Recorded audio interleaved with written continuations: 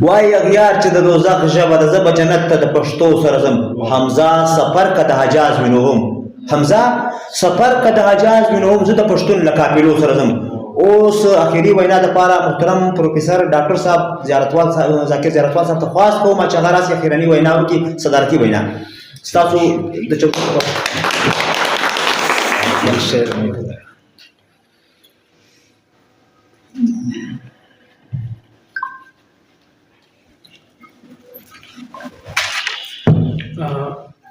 پیل کوم د ستاسو څښتن په سپېڅلي نامه د پښتو ادبي سنګر رڼایي ترڼو لیکوالانو شاعرانو ادیبانو او د رڼایي یوت ارګنایزیشن ځوانانو نوید رحمان ستاسو د ټولو په اجازه شاعر وایي ناوخته هم د اذانونو هم شروع دي لږ مختصره کړو که نه وزرې چې د نه وي نو الوت په کوم هنر کړې وزرې چې د نه وي نو الوت په کوم هنر کړې دا لوړې سردارې به په کوم ډول باندې سر کړې او چې ژبه دې وي خواره نو په خپله به خوارېږي چې ژبه دې وي خواره نو په خپله به خوارېږي ولسه زه شاعر یم ما ته وخت باندې خبر کړې نو یقینا هم د پښتو ادبي سنګر ځوانانو خپله ذمهواري ته سر ورسوله که ډېر وو که لږ وو یو ناسته وسوله یو غونډه وسوله یو بل واورېدل سو نن سبا د سوشل میډیا دور دی پر میډیا یو پیغام ولاړ سي بهرحال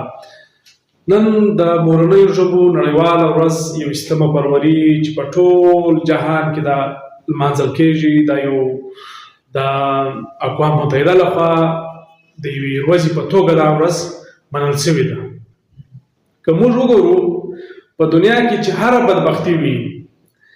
د هغې بدبختۍ هغه ریښې به موږ ته رارسېږي نو دغه ورځ چې کومه لمانځل جوړه شوې ده اقوام متحده لخوا منل شوې ده په تاریخي حواله باندې د دې ورځې هغه د بدبختۍ ریښې هم تر موږ پورې رسېدلي موږ معنا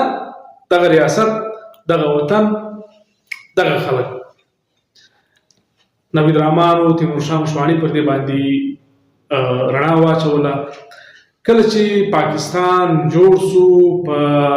1947 کې بیا په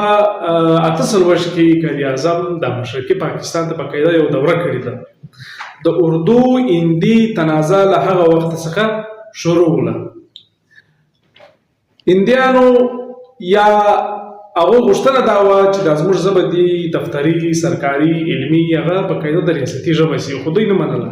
اردو په هغه وخت کې فقط د 10% خلکو ژبه وه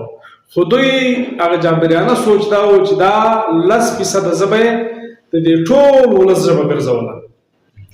خو ومخ ته څوک ودرېدل بنګالیان د دوی په خیال کې هغه قوم و چې دوی به په کت باندې ډېر کوچني وو د قد و قامت او د نور جسماني لحاظ هم ډېر کوچني وو یعنې په فوج کې به دوی نه اخیست خو هغو خلکو خپل یو کوشش جاري وساتل کوم وخت چې قائد اعظم دغه ځای دوره وکړه یونیورسټیانو سره یې ولیدل هغه سټوډنټ په جواب کې ورته وویل چې وایي موږ خپله بنګالي ژبه غواړو په نصاب کې غواړو په عدالت کې غواړو په کاروبار کې غواړو په سرکار کې غواړو خو دوی نه ورسره منله له هغه څخه دوی باقاعده بایکاټ کړی دی جناح صاحب وروسته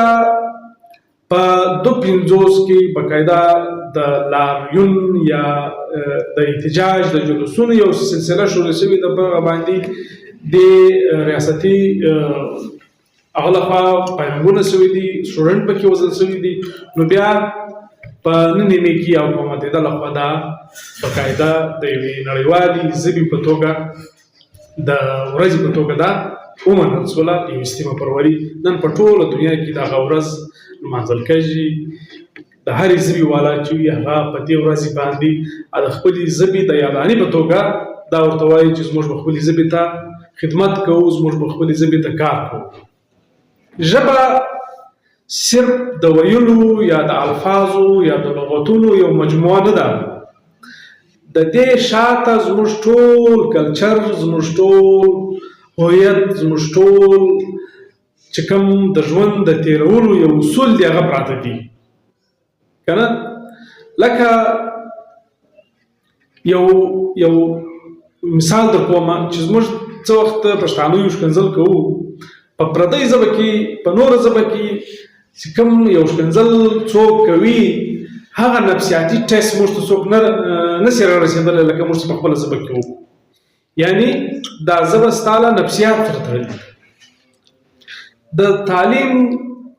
پوهان وایي چې کوم وخت ماشوم یعنی 3 کلن وي 4 کلن وي پرایمري لیول پورې وي هغه وخت د ذهن د جوړېدو په مهال کې وي، یعنی د ارتقایي او عمل ترسره کوي. خو دلته چې دا غیر ژبه پردۍ ژبه په ذهن کې ورواچي د هغه ارتقایي عمل نشي ترسره کېدلی په مقابله چې ته یو خپله ژبه واغه ته ورزده کې. نو دا د تعلیم پوهانو دا خیال دی چې یو ماشوم یا یو څوک په خپله ژبه کې یا په کومه ژبه کې خوب ویني، سوچ کوي یا د غصې اظهار کوي، باید چې په هغه ژبه کې ته تعلیم ورکړې، ته زده کړې ورکړې، ته د ژوند ټول معاملات په هغه ژبه کې ورکړې. موږ پښتو پر کوم سټیج باندې ولاړه ده نن که دلته وګورو په دا لایبرري کې لا سره څخه کتابونه پراته دي تر دې سره پورې په دې کې فقط دغه 15 کتابونه موږ په نظر راځي چې دا پښتو ده. یعنې دلته موږ په خپله لایبرري کې دننه محسوسولی شو چې په دنیا کې د پښتو یا په پاکستان کې یا په ارنایي کې یا هغه کې د پښتو پر کوم سټیج باندې ولاړه. دا مسله صرف د شاعرانو نه ده، دا مسله صرف د لیکوالانو نه ده، دا یو سیاسي مسله ده، دا یو قومي مسله ده. د دې دپاره به یو منظم تحریک الوزلو ضرورت دی چې وچلول سي.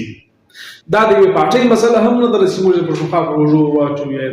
پارټۍ په روژو باندې وواچوو که نه. دې دپاره د یو ډېر اوږده جدوجهد ضرورت دی، لکه څنګه چې بنګالیانو کړی دی، لکه څنګه چې د نړۍ نور هغه کوي. اوس که موږ په خپلو ګریوانونو کې وګورو دغه ناست خلک چې کوم دي، زه په شمول مشواڼه را سره بهر ټول را سره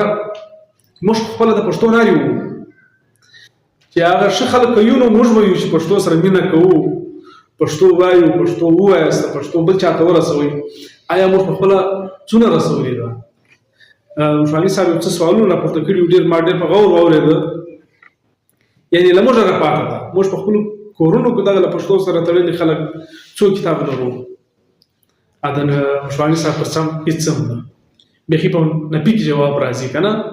دغه ناستو خلکو څونه پښتو کتابونه کتلي جواب یې په نفي کې راځي. نو پکار دا دی چې هسې هغه خبرې زباني جمع خرچي ونه کړو، عملي کار ضرورت دی. دلته یادونه وشوه ده کالج کې استاد رسه د پښتو دې ارنایي کالج ته زه اولنی کس یم چې زه د پښتو لیکچرر ورالم. له ما بعد نه څوک راغلی دي نه تر دې له مخه څوک وه. ولې نو دا ډېر لویه پوښتنه ده، دا ډېر لویه علاقه ده، دا ډېر پخوانۍ اداره پاتې شوې ده، په 70 شاوخوا کې جوړه شوې ده که نه. په دغه اداره کې تر اوسه د پښتو استاد نشته. باید چې له عامو فن مارکېټ یې څوک اخیسته وي، له عامو خلکو یې څوک اخیسته وي چې ته د زولوجي او د بیولوجي او د نورو اسلامیات بل څوک اخلې نو دا سړی ایم ای دی یا بل سړی ایم ای دی یا بل ایم فل دی. له دې څخه باید دغه اداره په وچلوي. نو دا یو ډېر سوال دی. د 2012 څخه بیا تر دا اوسه پورې د پښتو په دا ټوټل بلوچستان کې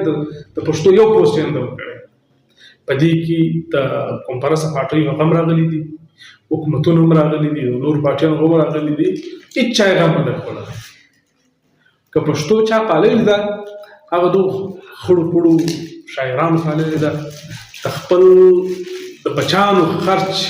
راواخلي یو کتاب په چاپ کړي او بیا یې خلکو ته ورکوي، هغه یې وایي هم نه ورکوي به مفت او لږه باوجود یې دی وایي هم نه. نو غټه علمیه دغه ده چې اوس پسې وګرځې دلته په دارنایي کې ته یو 10 کسان داسې نشي پیدا کولی چې هغه د پښتو تحریر ووایي. او سیاسي ځکه ده چې خلک ځکه د انګریزي او د نورو ژبو په خوا باندې ځي چې په هغه ژبه کې هغه ژبې له ډوډۍ سره تړلي دي، هغه له کاروبار سره تړلي دي. زه غواړم چې سبا ځان لپاره یو خپل زوی دپاره د خپل بچي دپاره ښه ژوند ولرم. هغه ښه ژوند زموږ په پښتو کې نشته، هغه په دا نورو ژبو کې دی. ولهذا که موږ په خپل محنت په خپل هغه باندې اوس نن سبا دور تر دې کتابو تر کاغذونو راوتلی دی، خلک دنیا د ډیجیټل پر هغه باندې روانه ده، په لور باندې روانه ده. نن سبا خلک د چټ جی پی ټي خبرې کوي، نن سبا خلک د AI خبرې کوي، خو موږ اوس په کتابونو کې خبرې کوو چې پښتو کتابونه ما په لایبرري کې نشته که نه. په کار خدا وایي چې دلته تا ټول سیسټم یو په ډیجیټل توګه په پښتو په هغه کې وایي. اوس کارونه روان دي، ځوانانو شروع کړي دي، مختلفه وخت به هم راسي چې پښتو به د ډیجیټل نړۍ ته هم وخېږي، پښتو به د نورو سیالو ژبو سره سیاله هم سي. بهرحال خوشحاله سو چې دا نن مو یو قسم ګیدرینګ سره وکړو. ډېر دي لږ دي، همدغه خلک یو، همدغه کسان یو، دا به سره کښېنو، دا پښتو ادبي سنګر به فعاله کوئ. له دې سره به د نوید رحمان ستا مرسته ورسره وي، د دې د پاني پارټۍ ګورو مرسته ورسره وي. دغو خلکو ته باید چې یو دفتر ته ور پیدا کړي، هغه کې به دوی خپلې میاشتنۍ یا هفتواري نشستونه کوي، هغه به خپله د پښتو یو لایبرري ولري، یو کار به روان وي. باید چې دا ملګري هر کال په داسې ځن کې یو ادبي سیمینار جوړ کړي. دغه به نه کښېنو، دغه به پر دا شعرو باندې به نه درو چې ما ته غزل وویله، کار وسو، بیا به زه را روان یم د 2026 مورنۍ ژبې ورځ ته ناست یم، بیا به په هغه کې یو غزل ویل. پکار ده چې په کال کې یو سیمینار چې د ټولې سویلي پښتونخوا پر سطح باندې په دې ارمایي کې وسي. د پښتو اکاډمۍ لخوا